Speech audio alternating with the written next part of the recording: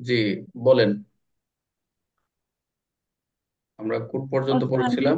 শুধু সূচিগুলা বলেন, 8টা 9টা সূচি। অস্ত্র আইন 1878। 20 হচ্ছে গোপনে অস্ত্র শস্ত্র রাখার সাজা। 20 কতিপয় ক্ষেত্রে বর্ধিত সাজা। 21 লাইসেন্সের শর্তভঙ্গ। 21 আর 23 হচ্ছে 21 লাইসেন্সের শর্তভঙ্গ। 23 হচ্ছে বিধি লঙ্ঘনের যে শর্তভঙ্গ তার শাস্তি। 22 ক্ষমতাপ্রাপ্ত অস্ত্র শস্ত্র ক্রয় বিক্রয়ের শাস্তি। 24 বাজেয়াপ্ত করার ক্ষমতা। 25 ম্যাজিস্ট্রেট কর্তৃক তল্লাশি। 26 হচ্ছে সরকার কর্তৃক দখল করা, দখল কিংবা আটক। আর 28 হচ্ছে অপরাধ সম্পর্কে তথ্য দান। 27। ও 27 বাদ দিছি। রেহাই দেওয়ার ক্ষমতা, এটা বুঝিনি ভালো মতো স্যার। আচ্ছা, অস্ত্র সাত শস্ত্র ব্যবহার 28টা সম্পর্কে। বোঝা মানে এটাই সবার প্যাচ লাগে সবার। একটু মনোযোগ হ্যাঁ, দেন, এটা একটু বলি। হ্যাঁ, বল। মানে কোথাও কোথাও লেগেছে রেহাই, কোথাও হচ্ছে অব্যাহতি। আচ্ছা, উদাহরণ দেই, মনে করেন আপনাকে আপনি আপনার বিরুদ্ধে 5টা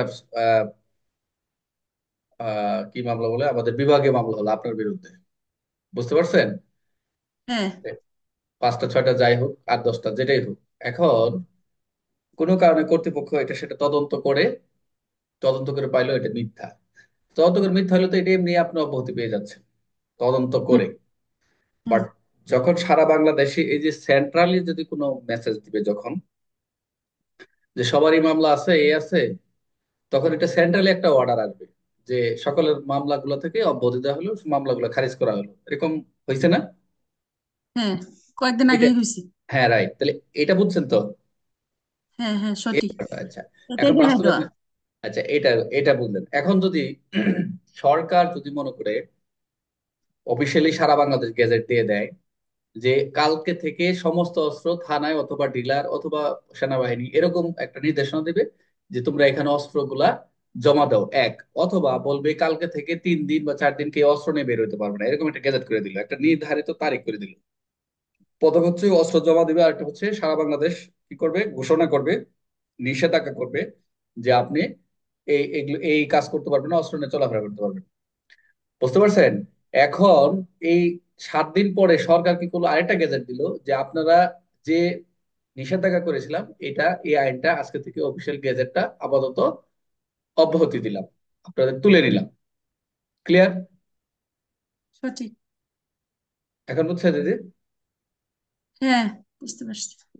এইটাই বলছে এই কথা, আপনি একটু পড়ে দেখেন যে সরকার এই কথাটাই বলছে। 28 তো জানেনি, 29 তো বাতিল, আমরা 30, 30 থেকে শুরু, দেখা একটু লেখাটা একটু বড় করে নিই। লেখাটা দেখা যায় এখন? হ্যাঁ, হ্যাঁ, দেখুন। এখন দেখেন। এখন দেখা যাচ্ছে? দেখা যায় স্পষ্ট। আচ্ছা, আমরা শুরু করতে যাচ্ছি। আমরা 30 আজকে আমরা শেষ করে দিব। বাকি যে ধারাগুলো আছে আমরা আগামী শুক্রবার একটা পরীক্ষা নিব, আমরা একদম রিটেন পরীক্ষা নিব। এখানে বলছে ধারা 30, ধারা 30-এ বলছে কি, 19-এর ধারার ব্যাপারে। ক্লাস এখন কে ঢুকে আবার? 19-এর ধারার ব্যাপারে আমরা এই যে পুলিশের তল্লাশি কেমন পরিচালিত হবে, আমরা 19-এর টা আমরা দেখে আসি একটু ঘুরে, যে আমরা 19-এর তে আমরা কি পড়েছিলাম। এই যে 14-15 ধারা বিধান লঙ্ঘন করে কোন অস্ত্রগুলো সামরিক সম্ভার দখল নিয়ত রাখে। বুঝতে পারছেন?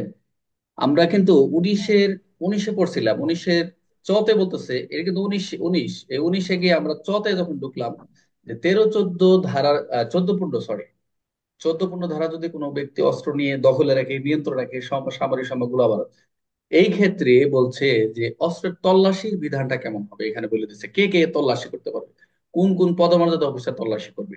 এখানে একটু ক্লিয়ার করা আছে। এটা এমসিকিউ প্রশ্ন, এটা রিটেন কমই আসে, তবে এমসিকিউ অনেক আছে। এটা বলছে তল্লাশি কেমন করে পরিচালিত হবে, আমরা জানি তল্লাশি করতে গেলে অবশ্যই ম্যাজিস্ট্রেটের কি নিয়ে যেতে হয়, অবশ্যই সার্চ অনুমতি ওয়ারেন্টের। আর নিতে হবে। ম্যাজিস্ট্রেট যদি নিজেই তল্লাশি করেন তাহলে তো কথাই নেই। আমরা আমরা সহযোগ সর্বোচ্চ সহযোগিতা করব। এবং ম্যাজিস্ট্রেট যদি তল্লাশি না করে অন্য কাউকে দেওয়া কোনো অফিসার দ্বারা করাইতে পারে। এখানে লেখছে যে 19 ধারায় শাস্তিযোগ্য অপরাধের জন্য দায়েরকৃত মামলা চলাকালে বলছে যে অস্ত্র আইনে যদি শাস্তিযোগ্য মামলা যদি কোনো মামলা চলাকালে যে ক্ষেত্রে ফৌজদারি কার্যবিধি অধীনে তল্লাশি হবে। অর্থাৎ সব জায়গায় সবসময় একটা এমসিকিউ আসে যে আপনার যে এই তল্লাশি, গ্রেপ্তার, তারপর হচ্ছে সাক্ষীদের কিংবা সাক্ষী নেবেন, এই যে বিধানগুলো, সাক্ষীদের উপস্থিত তল্লাশি চালাতে হবে, সবকিছুই কিন্তু ফৌজদারি কার্যবিধির অধীনে কার্যক্রম চলে আর কি, বা পরিচালিত হয়। বলছে এই বিধিতে যাইতে হোক না কেন, যে কোনো কিছু থাকা সত্ত্বেও এই যে যার নামে সরকার যার বিশেষভাবে নিয়োগপ্রাপ্ত, এই বিশেষভাবে নিয়োগপ্রাপ্ত পরীক্ষায় হচ্ছে সর্বনিম্ন হচ্ছে একজন ইন্সপেক্টর। মেন বই দেখবেন পুলিশ পরিদর্শন নিম্ন নয়। এই ৩৯-এর এই ৩০-এ আমরা যখন ৩০টা পড়তেছি, এখানে একটা এমসিকিউ, সেটা হচ্ছে যে পুলিশ পরিদর্শকের নিম্ন নয়, অবশ্যই ইন্সপেক্টর হবে। ইন্সপেক্টর নিম্ন কেউ তল্লাশি করতে পারবে না। যদি এরকম নিয়োগপ্রাপ্ত বিশেষভাবে নিয়োগ যাই দেখ, সাব ইন্সপেক্টর হবে না, ইন্সপেক্টর। মেন বইটা করে দেখেন যে ঠিক আছে। তাহলে আমরা ৩০-এর ধারায় পড়লাম যে তল্লাশি কেমন হবে, পরিচালিত হবে, কে করবে, পরিচালিত কে করবেন, অর্থাৎ একজন ইন্সপেক্টর করবেন। আর এখানে কি বিষয়ে কোন কোন ধারা 1974 বলছে কি, যে ওই যে 14 আর 15 ধারা যদি ওই বিধান লঙ্ঘন করে যারা যদি অস্ত্র সামরিক সম্পদ নিজ দখলে বা নিয়ন্ত্রণ রাখে, এই ক্ষেত্রে 30-এর আমরা অ্যাপ্লাই করতে পারবো। অর্থাৎ এটা রিটার্নের কিছু নেই, তবে এক লাইনে একটা এমসিকিউ, এবং আর এমন অনেক সময় ছোট 2 লাইন থেকে প্রশ্ন দিয়ে দিতে পারে কোন পদ, একজন কোন পুলিশ অফিসার পদ উল্লেখ করে নাই, সেখানে অস্ত্র সে তল্লাশি করতে গেলেন, বা কোর্ট থেকে ওয়ারেন্ট দিলেন, তখন সে একজন সাব ইন্সপেক্টর গেলেন, এই বিধানগুলো কি কি, এগুলো একটু খন্ডায় লিখবেন আর কি। তাহলে 30-এর আমরা জানলাম যে তল্লাশি কেমন করে পরিচালিত হবে। 30-এর ভেরি ভেরি ইম্পর্টেন্ট, যারা তদন্তকারী কর্মকর্তা হবেন, যে এই অস্ত্র শস্ত্র গোলা বারুদ বিশারতের কোনো প্রয়োজন নাই। অর্থাৎ অস্ত্র শস্ত্র গোলা বারুদের মতামতটা হচ্ছে নিষ্প্রয়োজন। আপনি মেন বই যারা পড়বেন, যারা মেন বই পড়তেছেন, দেখবেন যে আপনি হচ্ছে অস্ত্র শস্ত্র গোলা বারুদ মতামত হচ্ছে নিষ্প্রয়োজন একটা কথা বলছে। নিষ্প্রয়োজন মানে কি? সমান বলতো, নিষ্প্রয়োজন মানে কি?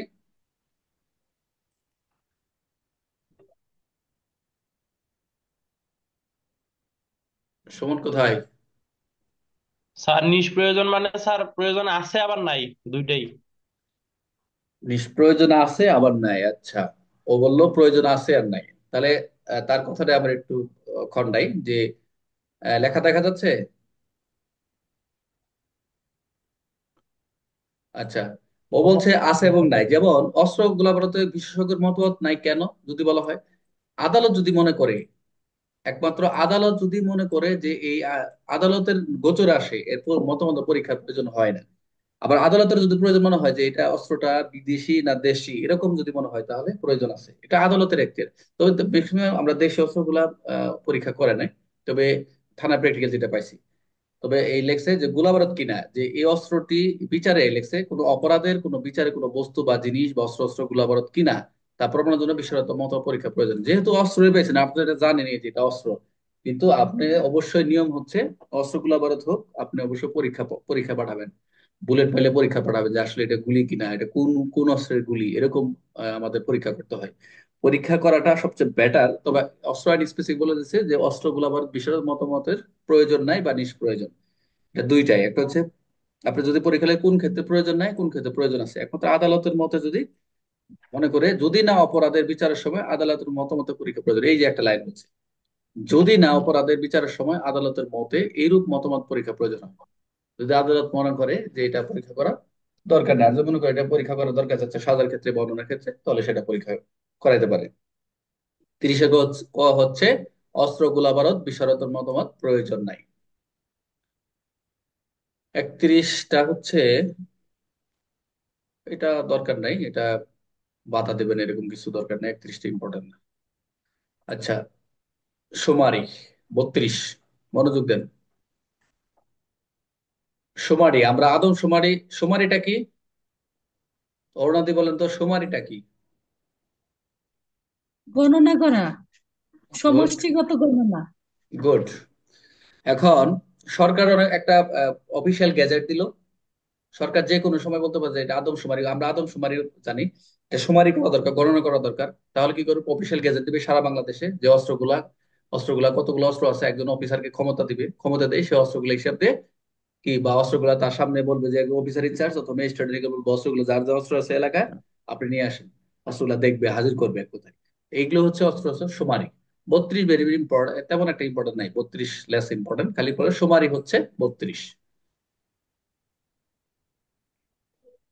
ভেরি ইম্পর্টেন্ট 33, মানে আমরা লাস্ট দ্বারা চলে এসেছি না, 33টা।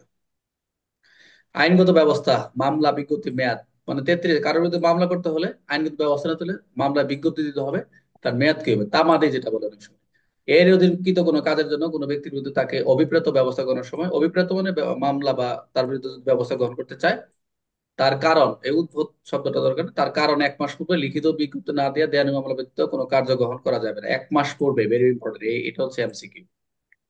আইনগত ব্যবস্থা গ্রহণ করতে চাইলে অবশ্যই তার কারণ কি, বিজ্ঞপ্তি না দেওয়া দেওয়ানি মামলা ব্যতীত। বলছে এখানে কোন মামলা, এগুলো এমসিকিউ, এই তাটা খালি এমসিকিউ, অনেক এমসিকিউ আছে, কোনো কার্য ব্যবস্থা করে করবে না। অথবা যখন এই 1 মাস পূর্বে লিখিত বিজ্ঞপ্তি না দেয়া দেওয়ানি মামলা ব্যতীত কোনো কার্য ব্যবস্থা গ্রহণ করবে না, নতুবা এইরূপ কারণ 3 মাস উত্তীর্ণ হওয়ার পর।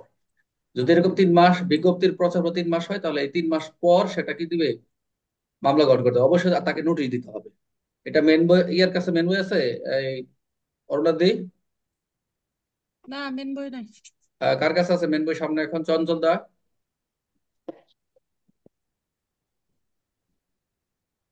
নাই এই, স্যার, আমার কাছে মেল বই নাই। আচ্ছা, এটা সেকশনটা হচ্ছে 1 মাস 3 মাস, তারপর 1 মাস আগে জানাতে হবে দেওয়ানি মামলা ব্যতীত। আর আহ, উত্তীর্ণ হওয়ার পর কত মাস, 3 মাস, এই 1 মাস 3 মাস, এটা এমসিকিউ, তিনটা এমসিকিউ আছে, এটা প্রায় আসে। অনার্স হয়ে গেছে আমাদের, আমাদের এখন আসে নাই, এটা এমসিকিউ গুলা বেশি আসে। আইনগত ব্যবস্থা, মামলা বিজ্ঞপ্তি মেয়াদ কতদিন হবে, 1 মাস 3 মাস। আচ্ছা, আমরা একটু প্রথম থেকে রিপোর্ট। বা কোনটা 1 মাস কোনটা 3 মাস, এটা স্পেসিফিকলি কিভাবে বুঝবো? আচ্ছা, এটা আরো এক্সপ্লেন আসতেছি, একটা উদাহরণ দিয়ে খোঁজার চেষ্টা করতেছি, আসতেছি। এটা তো পাবলিকের কথা বলছে, এটা তো আপনার কথা না।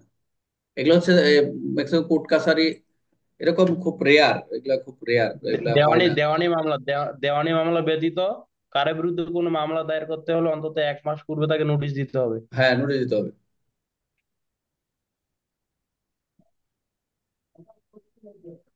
করোনাতে প্রথম দিক থেকে 1 থেকে, আমি শেষ কোশ্চেন চল ধরে নিচ্ছি, আমি একটু রিভিশন দেশে, ইয়ে কি বলে, সুমন তুমি 1 থেকে 10, 1 থেকে 10, অরুণাদি হচ্ছে 10 থেকে 20, চঞ্চলদা হচ্ছে 21 থেকে 30, তারপরে বাকিরা করবে একটা দুইটা। বলো, শুরু করো, রিভিশন দাও, দেখি অত্তর আইন শুনবো আর। 1878 এক ধারা আছে শিরোনাম ও জোরে পরিধি, বলো, দুই জোরে ধারা জোরে। আছে কার্যকারিতা আরম্ভ, 5 ধারা আছে স্যার বিনা লাইসেন্সে উৎপাদন রূপান্তর, 6 ধারা আছে স্যার আমদানি নিষেধ, আর 7 ধারায় স্যার আছে সরকারি গুদাম, 9 ধারা নাই স্যার, 10 ধারা আছে স্যার নিষেধাজ্ঞা, কিসের 11 ধারা নিষেধাজ্ঞা? আছে স্থাপনা, স্যার পরিবহনের উপর নিষেধাজ্ঞা। আচ্ছা, তোমার 10 পর্যন্তই, অরুণাদি 11 থেকে 20। 11তে তল্লাশি ফাঁড়ি স্থাপনের ক্ষমতা সরকারের। বিনা প- 12তে বিনা পরোয়ানায় গ্রেপ্তার। 13তে হচ্ছে লাইসেন্স ব্যতীত অস্ত্র শস্ত্র বহন নিষেধ। 14তে অস্ত্র শস্ত্র দখলে রাখার নিষেধ। 15তে হচ্ছে কতিপয় নির্দিষ্ট স্থান ব্যতীত কোন অস্ত্র শস্ত্র দখলে রাখা নিষেধ। 16তে হচ্ছে বিশেষ ক্ষেত্রে অস্ত্র শস্ত্র থানায় কিংবা লাইসেন্স প্রাপ্ত ডিলারের নিকট জমা দিতে হবে। হুম। 17তে লাইসেন্সের বিধিমালা, বিধি প্রণয়ন বা বিধি নিষেধ বিধিমালা। 17 কত হচ্ছে অস্ত্র শস্ত্র নিয়ে ঘোরাফেরার উপর বিধিনিষেধ সরকার অফিসিয়াল গেজেটের মাধ্যমে প্রজ্ঞাপন জারি করে নিষেধ করবে, হুম। বিধিমালা প্রণয়ন করবে। কত কত পর্যন্ত হলো? 18 20 পর্যন্ত বলেন। 18 হুম। 18 হচ্ছে অস্ত্র শস্ত্র নিয়ে ঘোরাফেরার উপর বিধিনিষেধ। জনসাধারণের শান্তি শৃঙ্খলা ভঙ্গের উপর, মানে যদি কোনো সন্দেহ থাকে, সরকার যদি মনে করে, তাহলে সরকার অফিসিয়াল গেজেট বা প্রজ্ঞাপনের দ্বারা ম্যাজিস্ট্রেট পুলিশ অফিসার এবং সরকার কর্তৃক ক্ষমতাবান ব্যক্তি দ্বারা এটা মানে নিবারণ করবে। 17 গেল। 18 হচ্ছে লাইসেন্সের লাইসেন্সের বাত লাইসেন্স বাতিল বা সাময়িকভাবে স্থগিতাদেশ প্রদান করবে 18তে।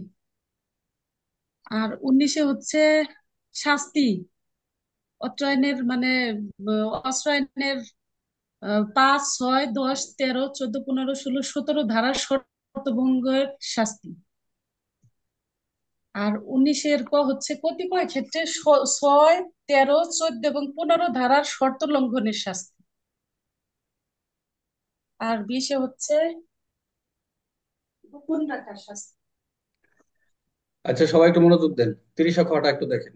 এখানে একটা প্রথম পার্টটা পড়াই, আর ওই যে ইয়ে প্রশ্ন করছে চন্দ্রদার লাস্টেরটা কিভাবে বুঝবো, এটা আমরা আসতেছি, এটা একটু বুঝেন। এখান থেকে যেহেতু এএসআই থেকে সাব ইন্সপেক্টর যারা পরীক্ষা দেবেন ওদের জন্য ইম্পর্টেন্ট, আর যারা কনস্টেবল এসআই এমসিকিউ, দুইটা থেকে এমসিকিউ আসে। অপরাধ তদন্ত সময়সীমা ভেরি ইম্পর্টেন্ট। এমসিকিউ এবং রিটার্নের জন্য প্রশ্ন আসে। যতগুলো তদন্ত সময়সীমা আসে কষ্ট করে মুখস্থ করে ফেলবেন, কিচ্ছু করার নেই, কারণ আপনারা প্র্যাকটিক্যাল করেন নাই। প্র্যাকটিক্যাল করলেও এগুলো মনে থাকে না, মানে এত প্রেয়ার দেওয়ার মনে থাকে না এগুলা। রাইটার দিয়ে বা নিচে যত লেখো, ওই প্র্যাকটিস করতে করতে মনে এই থাকে, মুখস্থ থাকে। এই মামলা যদি আপনি তদন্ত করতে চান, তাহলে তদন্তের সময়সীমাটা কি হবে? ঠিক আছে, মনোযোগ দেন। প্রথমে বলছে, এখানে আমি প্রথম অপশন নিছি। এখানে প্রায় আমরা 6টা অপশন পাবো।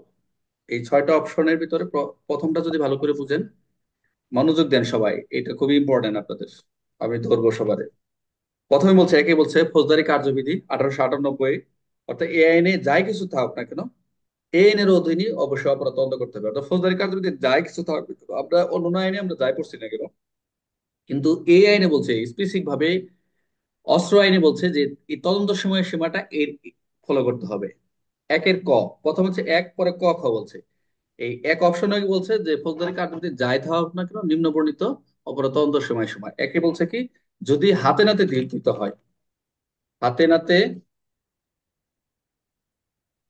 ধৃত যদি হয়, তাহলে অবশ্যই আপনাকে, যে আপনার হাতে নাতে ধৃত পুলিশ সোপর্দ হওয়ার পর থেকে কতদিনের ভিতর তদন্ত কাজ শেষ করবেন? 15 কার্য দিবসের মধ্যে তদন্ত শেষ করবেন, ভেরি ইম্পর্টেন্ট। কিন্তু এখন কি বাস্তবে এরকম পাইনি। 15 কার্য টাইম পিরিয়ড দেয়া যায়, আসামি পাঠাই দেয় হাতে নাতে। তো তবে আমি অস্ত্র আইনে যেগুলো তদন্ত করছি, মানে মোটামুটি 4 দিন 5 দিনের ভিতরে। ডিএমপিতে তো একটু ব্যস্ততা থাকে, কিন্তু আমাদের জেলাগুলোতে আমি কেটে আসছি, মোটামুটি অস্ত্র আইনে যেগুলো মামলা করছি সাথে সাথে 2 দিন 3 দিনের ভিতরে চার্জশিট কেটে দিচ্ছি। আচ্ছা, টাইম পিরিয়ড হাতে নাতে দিতে হলে তাহলে 15 কার্য দিবসের মধ্যে তুমি কি করবেন? আপনি তদন্ত কার্যক্রম সম্পন্ন করবেন। অথবা এখানে আরেকটু কথা বলছে, মনোযোগ দেন। আবার দুই, একের খ, এখন হচ্ছে হাতে নাতে যদি ধৃত না হয়,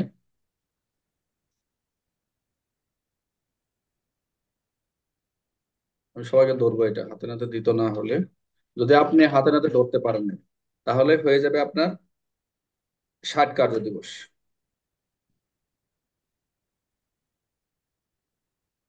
60 কার্য দিবস।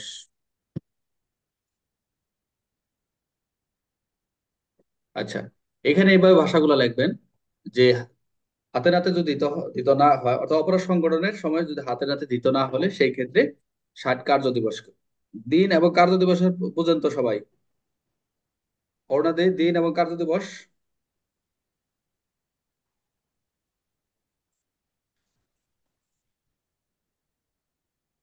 চঞ্চল দা বুঝেন তো? কার্য দিবস আর এই, দিবসের এমনি দিন এবং হ্যাঁ, পরীক্ষার অনেক সময় 15 দিন, অনেক সময় কার্য দিবস। কার্য দিবসে যে অফিস চলাকালীন সময় 15 কার্য দিবস। দিন পাবলিক কার্য দিবস। কে বললো একজন? অফিস কার্য দিবস যখন অফিস চালু থাকে স্যার, তখন কার্য দিবস। আর দিন হচ্ছে শুক্র শনিবার সব পড়বে। দিনটা হচ্ছে কোনো হ্যাঁ, বন্ধ দিন নাই। শুক্র। দিন হচ্ছে বন্ধ নাই। আর কার্য দিবস মানে শুধু হচ্ছে অফিস আওয়ার, অফিস যেদিন যেদিন খোলা থাকবে, এগুলো একটু খেয়াল রাখবেন। দিন আর ইয়াতে প্যাস লাগেন। আচ্ছা, তাহলে আমরা হাতে নাতে হলে কত? 15, আর হাতেতে না হলে 60। এখন বলছে, যদি আপনি এই দুইটা এর ভিতরে যদি শেষ না করতে পারেন, দুই আসছে এবার, আপনি 15 এবং হাতে নাতে পেলেন না, হাতে নাতে দিতেও হলো না, তাহলে এই ক্ষেত্রে আপনি গিয়ে কি করবেন? আবার বলছে উপধারার 1, তাহলে আপনি কি করবেন? কে শান্ত নাকি? মিউট করে। আচ্ছা, তাহলে হাতে নাতে দিতে হলে 15, হাতে নাতে না হলে দিতে না হলে 60। এখন উপধারা বুঝেন, এই দুই আবার একটা অপশন বলছে যে এই 60 কার্য দিবসে আপনি শেষ করতে পারলেন না। মনোযোগ দেন, খুবই ইম্পর্টেন্ট এই কথাগুলো। মানে একটু কষ্ট হলো, এমসিকিউ পরীক্ষা আসবে। আর একটা এমসিকিউ কমন ফালানো পরীক্ষা হলে একটা এমসিকিউ হয় 30 মার্ক, অনেক সময় 40-45 পেয়ে যাবেন, অনেক সময় 29,000 থেকে যাবেন। তখন ভাবে একটা দরকার ছিল। এই কিছু কিছু কঠিন এমসিকিউ গুলো পড়ে যাবেন। কঠিন এমসিকিউ পড়ে গেলে আপনার মোটামুটি দেখা গেছে ওদিকে দু একটু সহজ ভুল হবে, কঠিন ভুল হবে, তো সহজ গুলো ভুল হবে।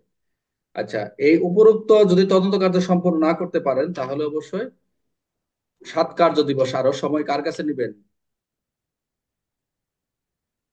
আপনি সংশ্লিষ্ট কর্তৃপক্ষ অথবা সংশ্লিষ্ট নিয়ন্ত্রণকারী কর্তৃপক্ষ অথবা ম্যাজিস্ট্রেটের কাছে আরো 7 দিনের টাইম বাড়ায় নেবেন। যে আমি 60 কার্য যদি শেষ করতে পারি না, এর ভিতরে আরো সময় দরকার, তাহলে আরো সাত সাত কার্য দিবস আপনাকে সময় দেওয়া হবে। এগুলো দিয়ে দেয়, এগুলো সমস্যা করে না। এখন 2, এরপর আসেন আপনার 3। মনোযোগ দেন, টাইপ করতে সমস্যা। 3 হচ্ছে, আমরা ওই উপধারা আমরা আবার গেলাম যে উপধারার একের, এই একের আমরা যদি এই 7 দিনেও শেষ করতে না পারি তখন আমরা কি করব? তখন এই 24 ঘন্টার ভিতরে একটা রিপোর্ট দেওয়া লাগবে যে এর মধ্যেও সম্ভব হয় নাই।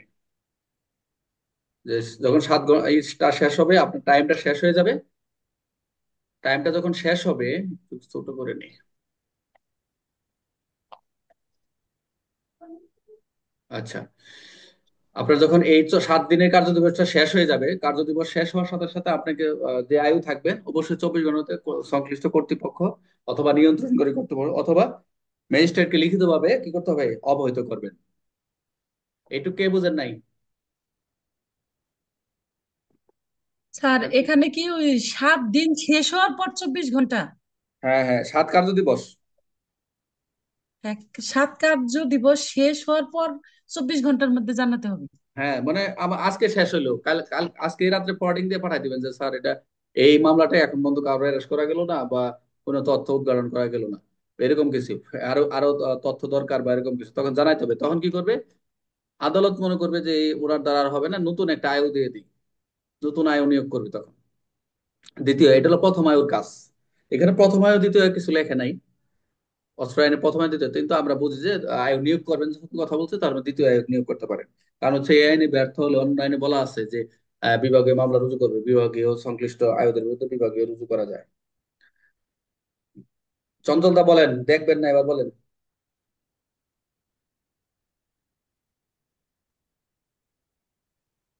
স্যার হুম, বলেন। 30-এর খ ধারায় অনুসারে এক লো এক হতে মানে হাতে নাতে ধৃত না হইলে 15 কার্য দিবসের মধ্যে শেষ না করতে না, হবে। হাতে দিতে হলে প্রথম। হাতে নাতে ধৃত হলে 15 কার্য দিবস, হুম আর হাতে নাতে ধৃত না হলে 60 কার্য দিবস। হুম তখন যদি মানে একের খ হুম দুই উপধারায় একের 7 কার্য দিবস যদি আমি সময় 60 দিনের ভিতরে ধরতে না পারি, তাহলে আরো 7 কার্য দিবস সময় হুম। আহ, দিতে হবে। আবার 3 হলো, যদি এই 7 কার্য দিবসের যদি আমি না পারি, তাহলে 24 ঘন্টার ভিতরে সংশ্লিষ্ট কর্তৃপক্ষ অথবা ম্যাজিস্ট্রেটের নিকট জানাতে হবে। হ্যাঁ, একটা প্রতিবেদন দিবেন আর কি। ক্লিয়ার? এখন আসেন 4। আজকে শেষ করবো এই ধারাটা, খুবই ইম্পর্টেন্ট। আমরা এরপরে রিভিশনে যাবো। 4, এখন 4-এ দেখেন আমরা উপধারা 3-এ যেটা করলাম, এই 3-এর যেটা করলাম আমরা, এই যে 3, এই 24 ঘন্টা রিপোর্ট করলাম, তখন কর্তৃপক্ষ কি করলো? এই বা ম্যাজিস্ট্রেট স্যাররা বা স্যার এই রিপোর্ট পেয়ে ওই নিয়ন্ত্রণকারী কর্তৃপক্ষ অথবা ম্যাজিস্ট্রেট ম্যাক্সিমাম ম্যাজিস্ট্রেটের কাছে যেহেতু দেই, নিয়ন্ত্রণকারী কর্তৃপক্ষের কথা দরকার নেই। যখন আমরা ম্যাজিস্ট্রেট যখন এই মামলাটি যখন সে ফরওয়ার্ডিংটা পাবে যে এই ঘটনা এই কারণে সে রিপোর্ট দিচ্ছে, তখন কি করবে? সে ম্যাজিস্ট্রেট আবার ওই ফরওয়ার্ডিং করবে বা একটা অর্ডার শিট ইস্যু করবে যে মামলাটি অন্য আয়োগকে দেওয়া হোক, আবার নতুন করে তদন্ত করা শুরু হোক। এই 4-এ বলছে এই কথাটা, আমরা দেখবেন তখন হস্তান্তর করবে, অর্থাৎ 4-এ বলছে হস্তান্তর। এক কথায় হচ্ছে 4-এ বলবেন যে হস্তান্তর ম্যাজিস্ট্রেট কর্তৃক হস্তান্তর। হস্তান্তর ম্যাজিস্ট্রেট আইসা করবে না, একটা অর্ডার শিট দিয়ে দিবে, তাই না?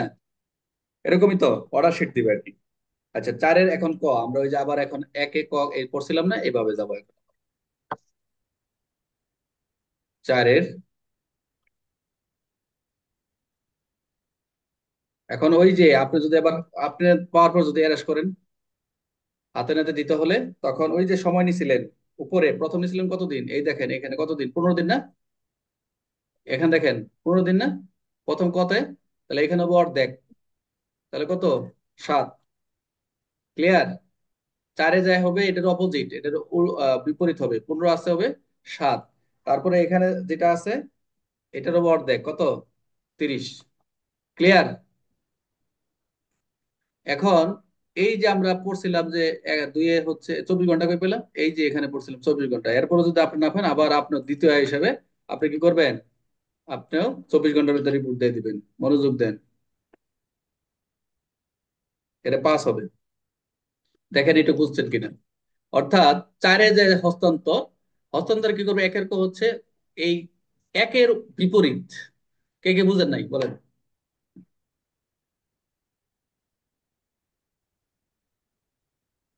কি সবাইকে ঘুমাই বললো নাকি?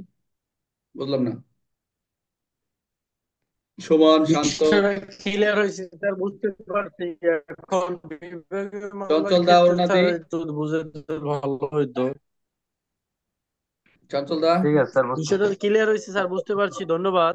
মানে এখন ওই বিভাগীয় মামলার ক্ষেত্রে আচ্ছা, আসতেছি আসতেছি আসতেছি। এখন একে যা বললাম তার বিপরীত একটা মুখস্থ করলে পরেরটা আপনার হয়ে যাচ্ছে, এগুলো প্র্যাকটিস করতে হবে ভাই। আপনি যদি খালি বুঝে নিয়ে অঙ্ক পারলাম square B square plus B into A minus B, কিন্তু পরীক্ষা হলে যে একটা উদাহরণ দিয়ে দিল তখন আপনি স্কোয়ার বি স্কোয়ার হবে কিনা আপনি প্যাস লাগাই দিলেন। হ্যাঁ, এই জন্য একটু বিস্তারিত পড়ানো। এখন আমরা যেটা পড়বো বিভাগীয় মামলা, ভেরি ইম্পর্টেন্ট, যেটা রিটেন্ট এবং হচ্ছে এই 6-এ বলছে বিভাগীয় মামলা। পুলিশের খালি পুলিশ মানে আসামি, এখন পুলিশ, এখন আসামি পুলিশকে বানাবো, ঠিক আছে। 6 বলছে বিভাগীয় মামলা। এই যে আমরা 4 এবং 4-এর 2 যেটা বলি না কেন, এই যে 4-এর আমরা 2 কোনটা, এই এটা তো 2 হবে, এটা ক খ, এটা তো আর দরকার নেই, এক আর দরকার নেই তো, এখানে ক খ আর কি। আচ্ছা, আমরা যে এই যে এতক্ষণ যা দেখলাম, 6-এ বলতেছে যে আপনার এই উপরোক্ত বিধান মতে যে দেখা গেছে এখন এই লাস্টে যে 5 ধারা 5-এর 1-এ, অর্থাৎ যে প্রতিবেদনটা দিল 24 ঘন্টার ভিতরে, যে প্রতিবেদনটা আবার আপনিও পাঠাই দিলেন যে আপনিও ব্যর্থ, তখন কি করবে, পুলিশ রিপোর্ট যখন আদালতে যাবে, সেই আদালতে যাওয়ার পর এটা পুরোটাই জিআরও কি করবেন, এটা পর্যালোচনা, কে আসছে এই মাত্র, মেজবা আসছে নাকি এখন? স্যার আমি আসছি স্যার। তোমার হচ্ছে তোমার হচ্ছে 100 টাকা জরিমানা, হ্যাঁ, কালকে 100 টাকা পকেটে নিয়ে এসে কারণ হচ্ছে এত লেট করে অফিস আসা, ক্লাস আসা যাবে না। আসতে রেকর্ডিং হচ্ছে, কেউ কথা বলবো না। তুমি ক্লাসে এত পড়া আসার তো এই যুক্তিগত দেখি না। আচ্ছা, বিভাগীয় মামলা 6 আমি হঠাৎ করে কেউ ক্লাসে ঢুকে গেলে পড়াটা একটু হয়, হ্যাম্পার হয়, যে হঠাৎ করে দেখি লাভ দিয়ে উঠলো। আচ্ছা, টাকাটা না আমার আমি কাছে তো ছেড়ে দে। আমি বলি নাই স্যার, আমি তো এখন ঠাস করে নিরিবিলি চলে আসছি। আচ্ছা, জরিমানা করব, সবাই সম্মতি দিলে জরিমানা করব। টাকাটা আমি নিয়ে নিবো স্যার, আজকে একটু পরে যাই নিয়ে নিবো। আচ্ছা ঠিক আছে, আসো, কাম টু দ্য পয়েন্ট। বিভাগীয় মামলা হচ্ছে 6 ধারা বলছি, আমি আবার বলছি। স্টপ, ভালো জরিমানা স্টপ, স্টপ, করবেন। Stop everyone. উপধারা 2 এবং 4 ধারার অনুযায়ী তদন্তকারী কর্মকর্তা যখন যে পুলিশ রিপোর্টটা তৈরি করলেন, যে আসামি ধরতে পারলেন না, কারো ধরতে পারলেন না, কোনো কিছু করতে পারলেন না, এভাবে এই রিপোর্টটা সে যখন নিয়ন্ত্রণী কর্মকর্তার মাধ্যমে যখন সংশ্লিষ্ট কোর্টে বা অফিসার ইনচার্জ যখন ফরওয়ার্ডিং দিবে, বা সংশ্লিষ্ট আরো যারা এই মামলাটা সই করেছেন তারা যখন সই করে যখন সংশ্লিষ্ট কোর্টে প্রেরণ করবেন, তখন ম্যাজিস্ট্রেট কোর্টে যাওয়ার পর এই মামলাটি জিআরও কোর্ট বা পুলিশ পরিদর্শক এটাকে পর্যালোচনা করবে, স্টাডি করবে। দেন যখন ম্যাজিস্ট্রেটের সামনে উপস্থাপন করা হবে, তিনিও এটা পর্যালোচনা করে যদি মনে করেন যে এটা তারা সরাসরি সংশ্লিষ্ট কর্মচারী, সরাসরি সংশ্লিষ্ট অফিসার এর জন্য দায়ী, তখন কি করবেন, ওই কর্মচারী বা ওই অফিসারের বিরুদ্ধে বিভাগীয় মামলার আহ, রুজু করার জন্য সংশ্লিষ্ট নিয়ন্ত্রণ কর্মকর্তা কি করবেন, একটি অর্ডার শিট দিয়ে দিবেন যে এর সমস্ত ব্যর্থতার দায়ী হচ্ছে একজন আয়ু, সে কিচ্ছু করতে পারে নাই, তখন এসপি কে অর্ডার দিয়ে দিবে, তখন উনি কি করবেন, পরবর্তীতে সেই অর্ডার বলে একটি বিভাগীয় মামলা রুজু করবেন। ক্লিয়ার? আর বিভাগীয় মামলা রুজু হওয়ার পর তো বুঝে যে স্যার কি হবে। আয়ু এবং কি প্রথম চাকরির জন না দ্বিতীয় জন? আয়ু চাক- তো দুইজন স্যার, আয়ু চাক- দুইজন। চাক- চাকরির বিধিমালা অনুযায়ী তার বিরুদ্ধে পরবর্তী ব্যবস্থা গ্রহণ করা হবে। হ্যাঁ, সর্বশেষ যিনি থাকবেন উনিই হবে। সর্বশেষ যিনি থাকবেন উনি হবেন। স্যার ওনার যদি কোনো দোষ না থাকে, তদন্ত করে দেখলো ওনার কোনো সমস্যা নাই। আচ্ছা, গুড। একটা খুবই সুন্দর একটা কথা বলছে শান্ত। শান্তকে অনেক ধন্যবাদ। এটার এক্সপ্লেন হচ্ছে, ম্যাজিস্ট্রেট যদি দুইটা বিষয়, একটা হচ্ছে যদি স্যাটিসফ্যাকশন হয় আসলে সে যে তদন্তটা করছে আসলে কোনো গ্যাপ নাই, সে যে তদন্তগুলো তার সিকোয়েন্সের তদন্তের যে বিষয়গুলো সেটা যথার্থই করছে, তাহলে এনাফ সে যে মনে করে। কিন্তু আসলে যে সরাসরি যদি দেখেই যে দায়ী, এটা আলাদা। এখন যদি দেখা গেছে দায়ী করে দিল ম্যাজিস্ট্রেট, কিন্তু আমার এসপি মহোদয় বা এসপি স্যার যদি মনে করে যে আসলে সে পুলিশ যে অফিসার ভালোই কাজ করছে, এটা উনি সুপারিশ করতে পারে, উনি এটা সুপারিশ করতে পারে, পরবর্তী সে বিভাগীয় মামলা থেকে সেটা অব্যাহতি বা যা কিছু হবে, যদি তো নির্দোষ হয় সমস্যা নাই, সেটাও ব্যবস্থা আছে। কিন্তু বিভাগীয় মামলা হলেই যে তোমাকে পানিশমেন্ট দিয়ে দিবে, তোমাকে সাজা দেবে এরকম কথা, বাট বিভাগীয় মামলাটা হলে জাস্ট একটা মানে হ্যারাসমেন্ট, মানে তুমি একটা শিক্ষা পাইলে বা তুমি এই থেকে তোমাকে শিখলা, এই আর কিছু না। কারো কোনো পয়েন্ট আছে, কোনো প্রশ্ন আছে? স্যার সেক্ষেত্রে পরবর্তীতে যে আইওকে আবার দেওয়া হবে, হুম। মানে বিভাগীয় মামলা হইলো তারপরে তো আরেকজন আইওকে এটা দেওয়া হবে, আর সুযোগ সেক্ষেত্রে নাই আবার স্যার, কি ওইটা একই? ওইটা পরবর্তী পিবিআই টিবিআই যা অন্য অন্য অন্য করবো, ওরকম বিষয় না, এরকম খুব কম। ফার্দার ইনভেস্টিগেশন তো এত সহজে দেয় না, ওটা পরের আলাদা, পরের আর দরকার নেই কে করবে না করবে না। কিন্তু এই পর্যন্ত বলা আছে, তুমি যে মানে এএসআই হতে যাচ্ছ, সাব ইন্সপেক্টর হতে যাচ্ছ, তোমার এটা জানা দরকার। আইনটা তো এই জন্য করা যে তুমি কি করবে। এই পর্যন্ত আমি তো 8-9টা অস্ত্র আইন মামলা তদন্ত করছি, আমি তো মোটামুটি আলহামদুলিল্লাহ চার্জশিট দিয়ে পাঠাই দিচ্ছি, কোনো ঝামেলা হয় নাই, এরকম কোনো নেগেটিভ মানে জাস্ট টাইমে পাঠাইছি। মাদক অস্ত্র এগুলো হচ্ছে শর্ট টাইমে 3-4 দিনে পুলিশ রিপোর্ট দেওয়া যায়। কিন্তু তদন্ত মানগুলো একটু ভালো হয় না, কারণ হচ্ছে অল্প সময় তদন্ত করা যায় না, সাক্ষী নিতে হয়, অনেক বিষয় আছে। আচ্ছা যাক, এগুলা কথা না বলি। চঞ্চল দা, বলেন তো আপনি কি বলতে চাচ্ছিলেন? না আমরা স্যার, আমি বললাম যে ওই যে, হুম হুম হুম, বলেন। না আমি যেটা বললে যে 30-এর ক ধারা, মানে 30-এর খ, ওটা ঠিক আছে, আমি বুঝতে পারছি। আপনি সবকিছুরই 30-এর কটা ভালো করে মুখস্থ, 30-এর শুধু ক না, প্রথম অংশ মুখস্থ করবেন, দ্বিতীয়টা অপোজিট যত ই আছে আপনার তদন্ত গুলো আছে আপনাদের, এটা খুব ইম্পর্টেন্ট, এটার জন্য পরীক্ষা আসবেই, মানে একটা তদন্ত আসবেই। হয়তো না দেখে ম্যাক্সিমাম আসে, দেখে আসে না, না দেখাই বেশি আসে, এটা একটু মুখস্থ করা লাগবে, একটু কষ্ট করা লাগবে। আর যারা এএসআই পরীক্ষা দিবেন, আপনাদের শুধু এমসিকিউ, আপনাদের এত তদন্ত টদন্ত আসবে না। কিন্তু আপনার ভাববেন না যে বাসায় দিল পড়লো না, কিন্তু এটা খুব মজার, এই তদন্তটা খুব মজা লাগে করতে, একটু পড়লে একটু হয়ে যায়। কোথাও কোথাও 8-এ বলা হচ্ছে 6-এর 8, এখানে হচ্ছে 6-এ, এখানে কিন্তু 30-এর খর 6-তে বলছে বিভাগীয় মামলা। হম, এগুলো একটু খেয়াল রাখবেন, একটু একটু খেয়াল রাখলে মোটামুটি ধারাটা যদি মোটামুটি কোট করতে পারেন ইনশাল্লাহ ভালো মার্ক, একটু কম লাগলেও মার্ক পেয়ে যাবেন। ঠিক আছে, আমরা শুক্রবারে অস্ত্র আইনের পরীক্ষা নিব। আহ ও তোমরা তো 1 তারিখে মানে শুক্রবার পরীক্ষা দিবা, আর হচ্ছে যারা মর্নিং ব্যাচটা এরা শুক্রবারে আপনারা প্রিপারেশন নিয়ে থাকবেন, আমি যে কোনো জায়গাতে প্রশ্ন করবো। আর আপনাদের জন্য 40-50টা দেখে এমসিকিউ তৈরি করতে পারি কিনা, যদি করি তাহলে আপনাদের গ্রুপে দিয়ে অনলাইনে পরীক্ষার গ্রুপের আছে, লিঙ্ক আছে, লিঙ্কে ক্লিক করবেন শুধু। আর সবাই তো পরীক্ষা দেওয়া আছেই, অস্ত্র আইন তো আপনাদের রিভিশন হলো আছে আপনাদের, অনেকের রিভিশন হয়েছে। ম্যাথ বা আসো, মেজবা দেখি, মেজবাকে দেখা যাচ্ছে না, এত ছোট বাচ্চার ছবি লাগিয়ে রাখছে। কারো কোনো স্যার কোশ্চেন আছে? আর 21 থেকে 30 পর্যন্ত বলো, বলো এখানে কে কে আছে? আরিফ তো নতুন ছাত্র। চঞ্চলদা বলেন তো 21 থেকে 30। আচ্ছা আপনি 30 থেকে বলেন, 33 পর্যন্ত বলেন। আমি স্যার 21 থেকে 30। হ্যাঁ হ্যাঁ হ্যাঁ বলেন। 21 হলো স্যার লাইসেন্স সত্ত্ব ভঙ্গের শাস্তি। হুম আর 22 হচ্ছে ক্ষমতাপ্রাপ্ত নয় অস্ত্রের সঙ্গে ক্রয় বা বিক্রয় করার শাস্তি। হুম 23 হলো বিধি লঙ্ঘনের শাস্তি। 24 হলো বাজেয়াপ্ত করার ক্ষমতা। হুম আর 25 হচ্ছে ম্যাজিস্ট্রেট কর্তৃক তল্লাশি বা আটক। হুম আর 26 সরকার কর্তৃক মানে দখল বা আটক। আর 27 হচ্ছে রেহাই রেহাই দেওয়া ক্ষমতা বা অব্যাহতি বুঝতে দেওয়ার পারছেন তো? ক্ষমতা। এই আইন, এই 27টা বুঝতে পারছেন তো? হ্যাঁ, রেহাই বা অব্যাহতি দেওয়ার ক্ষমতা বুঝতে পারছি যে মানে নির্বাচনের সময় বা বিশেষ কোনো সময় অস্ত্র আইন ওগুলোকে যখন জব্দ করা হয়েছিল বা আটক করা হয়েছিল, তা থেকে একটা গেজেট প্রকাশ করে যে এটাকে এখন থেকে আপনি নিতে পারেন, বা রেহাই থানা থেকে বা যেখান থেকে আপনি আপনার অস্ত্র সংগ্রহ করতে পারেন, এর থেকে অব্যাহতি দেওয়া। হুম এরকম তো স্যার। হ্যাঁ হ্যাঁ, রাইট রাইট। আর 18 হচ্ছে অপরাধ সম্পর্কে তথ্য দান। আর 30, 30 হইলো 9 ধারা, সরি 30-19 ধারা দফা বর্ণিত অপরাধ সংক্ষেপে তল্লাশি পদ্ধতি। আচ্ছা আর 30-ক অস্ত্রশস্ত্র বা গোলা বারুদের বিরুদ্ধে মতামতের প্রয়োগ বা যে প্রয়োজন আছে কি নাই, যে মতামতে হুম হুম। দুইটাই থাকতেও পারে আচ্ছা নাও পারে। আচ্ছা, তাহলে আমরা পরীক্ষা দিতে চান কিনা শুক্রবারে আপনারা? 100% পরীক্ষা হবে, কড়াকড়ি পরীক্ষা, বোর্ড পরীক্ষা। আচ্ছা, তাহলে পরীক্ষাটা হলে ভালোই হয়, আমাদের পরীক্ষাটা সবাই দেন। আমরা স্টপ শেয়ারিংটা করে দিই মোটামুটি। চঞ্চলদা কি পড়াশোনার সময় পাচ্ছেন একটু? আপনি কি অফিসে কাজ করেন ওখানে? অফিসে করি, বাইরে করি, আমাদের একটু বাইরে আছি, তা সমস্যা নেই, চেষ্টা করবো স্যার, যদি আচ্ছা, হাজির চেষ্টা থাকি আমি করেন। দিব আর কি। ঠিক আছে, চেষ্টা করেন। আমরা তো, কারণ সামনে যে অনেক চাপ আসতেছে, আমি তো সারা তো ঘুমাইতে পারবো না। ওই যে ভোরে মর্নিং ক্লাস হবে, এরা আবার আপনাদের শীট তৈরি করতে হবে, প্রশ্ন তৈরি করতে হবে, অনেক। আমি একা এখানে, আমার এখানে কোনো হেল্পিং নেই, 2-3 জনকে গড়ে তুলতেছি।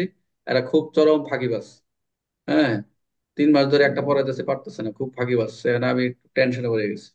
আপনার পান্না, কম্পিউটার কয়েকজন মেজবার আছে, পান্না স্যার। খুব বাটপার শুরু করছে। ঠিক আছে, এই আজকের ক্লাস এই পর্যন্ত। That's all for today. Thank you very much and see you next class. এন্ড প্রিপারেশন নেবেন সবাই পরীক্ষা দেওয়ার জন্য। এই সুমন থাকো, আর সবাই লিভ নেন।